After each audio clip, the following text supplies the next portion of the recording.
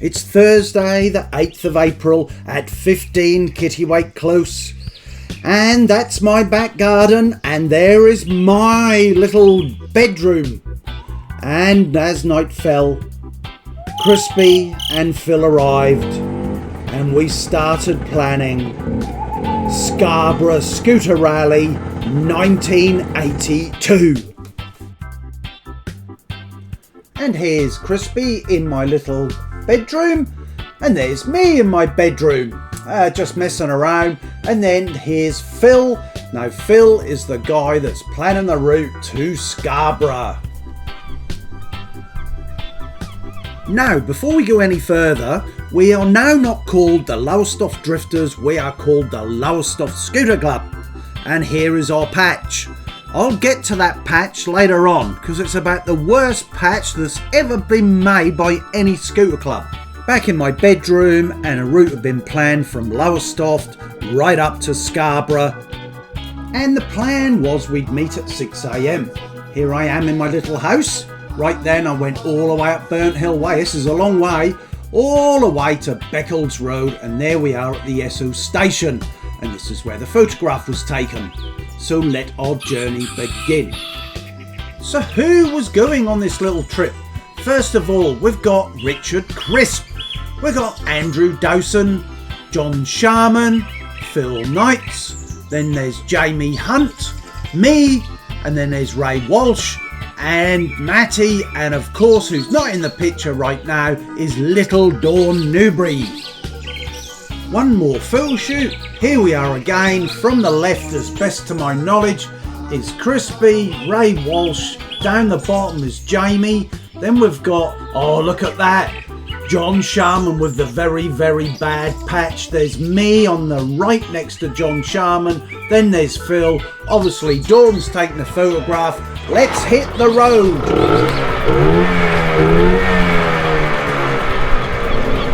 So off we headed.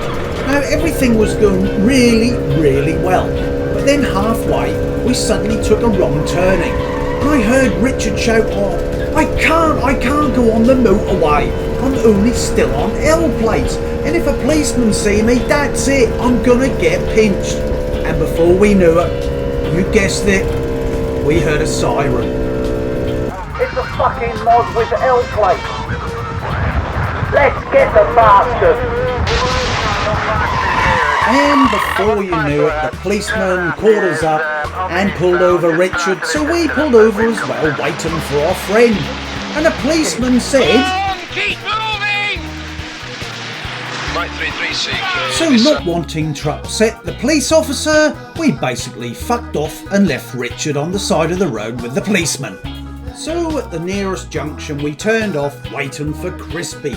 And here he is turning up with a smile on his face. Well, he didn't have a smile on his face, but this is the only photograph we got. So off we went again, and I have to say at this point we had all 4 seasons on the way up. We went from winter to spring to summer to autumn, back into winter, all in one day. And while we were freezing cold at this point, yay, we got to Scarborough. Well, the meeting place where everyone stops for their photograph, and there our scooters are halfway down the bloody road, and us walked back up to have our photograph taken on that wall. And look at us, we look frozen, scarves, everything. After our little photo shoot, off we went again, and here we arrived at Scarborough to see scooters everywhere. We're gonna have a great weekend. Now we have to get priorities, don't we? And I said let's get to the pub, but no, John said we need to look at some of the scooters first. So here we are, just looking around at some of the scooters and that famous thing calf, and then wondering, secondly, girls, from the pub, girls, and I suppose we're gonna need to find somewhere to sleep. So the first box was ticked, and then we suddenly saw, before we were looking for a pub, Futuretta. What the hell was going on? This scooter was absolutely insane. You couldn't even get near it to take a proper photograph. So there we were, in awe of something completely different. But in the back of our minds, it was a pub. So we asked around a few people, And we bumped into some of these people from Middlesbrough, and they said, go to the White Horse, that's a good one, and they're scooter friendly. So off we trotted to the White Horse. On arriving at the White Horse, we bumped into a couple of girls, me and Phil did. So number 2 was sorted. There we were, and as luck would have it, they were staying at a B&B. So first night, beers, a shag and a warm bed. Super, this is heading for the best weekend ever. After a quick fondle the next morning with the girls, Phil and I ended up back down near the calf and we met up with the lads. The lads not quite so happy as us because they slept in the calf arches. So Saturday came and went. We had a look at a few scooters here and there and everywhere. We even had a few trips down the streets and having a look in the shops. It was buzzing everywhere.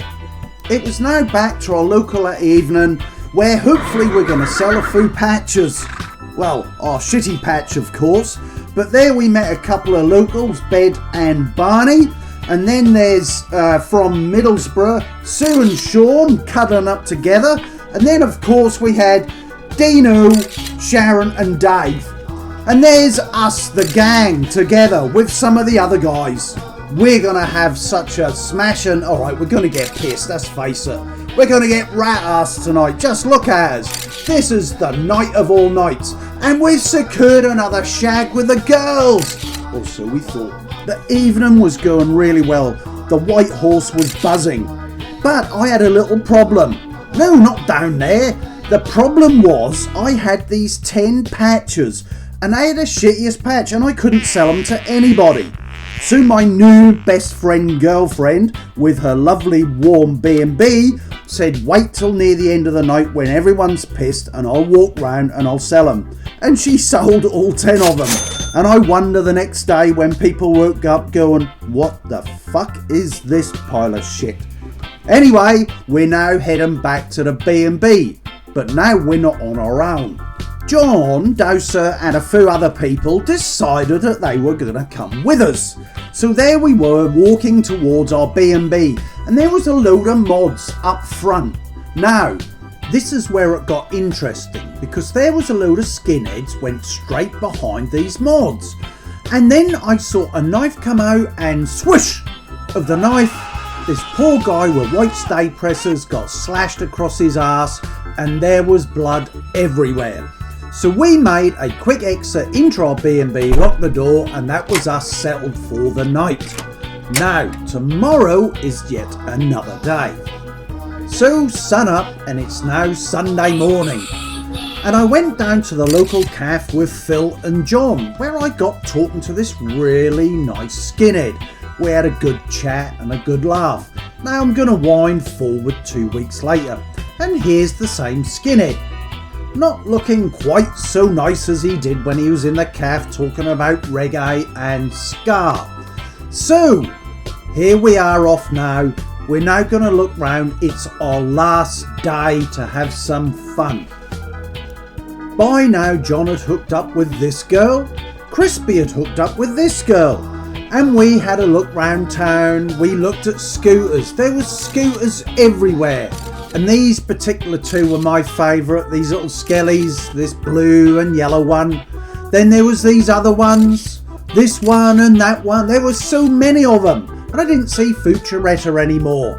We were just buzzing away, knowing this was our last day in good old Scarborough. So a few more pints that lunchtime down our new local for the last time. Then a few more photographs here and there. There's me, John and Phil posing down the seafront. The girls had booked out of the B&B because they were going to go home that day. But they decided to hang around one more night with us. So there was only one place for it. And that was the Archers in the cafe. So Phil and I and the girls slept in our sleeping bags next to each other. Now, we can hear that old chant, we are the mods. We are the mods. We are the mods. The guy next to us, who's also a skinhead, say, quick, cover your head. They'll see we're skinheads. And before you knew it, They were ploughing into us. We are the mods, we are the mods. Bang, bish, bush. And there we did get a bit of a kicking in our sleeping bags. So that was a fun-packed evening with the fucking mods. So with a few bruises, the next morning Phil and I said goodbye to the girls and we headed off to find the guys. But in the meantime, I was so pissed off with the fucking young mods, I had this t-shirt printed at a local kiosk. Yep, I still own it to this day. Phil and I caught up with the guys and we had a chat about how we fought off 50 mods between the two of us. Well, little white lie. But now we had to plan the trip back. It's Monday morning blues and we're about to set off on the journey back to Lowestoft. So I took the trek up the hill, took one more photograph, and there by chance Crispy was jumping over the wall. Then there he is halfway up, and now we've got to head home. We said goodbye to the guys and girls from Middlesbrough. Us Lowestoft Scooter Club, minus all them shitty patches, now met up outside the cafe, down in the car park, ready for our journey home. First of all, let's remind ourselves, Dawn was on the back of Ray Walsh, or Walshy. Jamie had Andrew Dowson on the back. I had Phil on the back and Crispy was riding solo on his cut down with his Snetterton seat. And John had Matty on the back. Now before we went off, Crispy said, "No more motorways for God's sake." And off we set, homeward bound to Lowestoft. And we hooked up to the A164. And over the Humber Bridge we went, and here we are going over the Humber Bridge. But this is us going over the Humber Bridge towards Scarborough because we got no photographs of us coming back on the Humber Bridge. So off we went, heading our way towards the ill-fated Lincoln. But before we got to Lincoln, there was one small crash, and that involved John Sharman going over his handlebars and boom, head through a fence. But off we carried on our way to ill-fated Lincoln. And Lincoln, here we came with a big bang. Because I'd just gone round the corner, I was up front, and then I felt my rear end go. No, not my rear end, the rear end on my scooter. And then I saw my back wheel bounce past and it hit a car on the other side of the road. And there I was, before I knew it, with Phil and I lying on the side on the middle lane of the road in Lincoln. After Phil and I had picked the scooter up and our wheel on the side of the road, I rang my stepfather and said I need picking up. And when I told him where I was, he blew a gasket. Papa, that gun! While waiting for my stepfather to turn up in his little orange van, here's a little opportunity for a photograph on the side of this road with Phil and Crispy, with my ill-fated wheel. So we hurdled Crispy's scooter in the back of the van along with mine because he'd had enough sitting on a Snetterton seat, and before you know it, we were back in Lowestoft. I rang John later that day and he said everyone got home okay, which was good. At least someone got home on their two wheels, and that was our weekend gone. And then tomorrow we had an inspection in the garage about what went wrong with my Punjabi scooter. So me and my little tin of tools took apart the engine, and there it is sitting on the floor. Then on the Saturday, a couple of arseholes turned up. I mean Phil on the right and Dawson on the left. And here you can see the bottom of the engine was scraped off and there is a bubble. And it was the ill-fated Punjabi land that actually caused the ill-fated crash all them years earlier. So a fight ensued between the mod and the skinhead. Okay, I'm only joking. And here's a photograph of us later and another one of us later.